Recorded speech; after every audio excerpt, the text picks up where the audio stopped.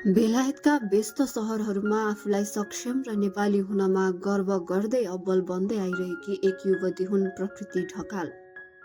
उनको सोच नेपालका दुर्गम भूभागसम्म फैलिएको छ।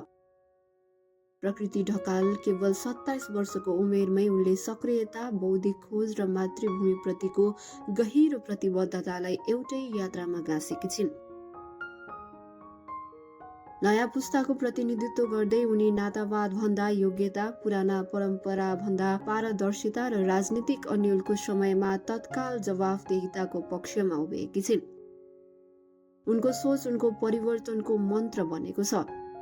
चितवनमा जन्मिएकी प्रकृतिको यात्रा ज्ञान र प्रभावबाट सुरु भयो। उनले गण्डकी मेडिकल कलेजबाट मेडिकल इमेजिङ टेक्नोलोजीमा स्नातकोत्तर पूरा गरेकी छिन्। त्यसपछि किङ्स कलेज नेपालबाट गैर नाफामुखी व्यवस्थापनमा MBA हासिल गरेकी छिन्।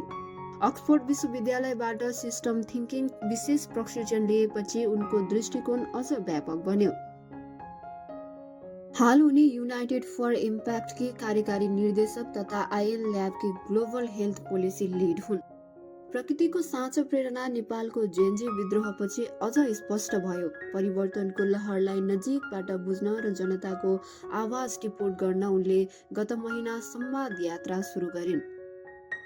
पश्चिमदेखि पूर्वसम्म तराई र पहाडका 14 अञ्चलका विभिन्न भेगमा पुगेर उनले जिल्ला अधिकारी, सुरक्षा निकाय, मेयर तथा विभिन्न पदका कर्मचारीहरूसँग उनले संवाद यात्रा मार्फत छलफल पनि गरिसकेकी छिन्। आगामी दिनमा उनी हिमाली भेगमा धेरै युवाहरूसँग संलग्न भएर संवाद यात्रा मार्फत छलफल कार्यक्रम गर्ने उनको उद्देश्य समेत रहेको छ।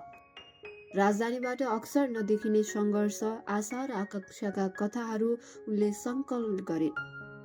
बेलायत सरकारद्वारा प्रदान गरिएको पूर्ण छात्रवृत्ति स्कलरका रूपमा उनले लन्डन स्कुल अफ इकोनोमिक्सबाट ग्लोबल हेल्थ पोलिसीमा MSc पूरा गरेकी छिन्।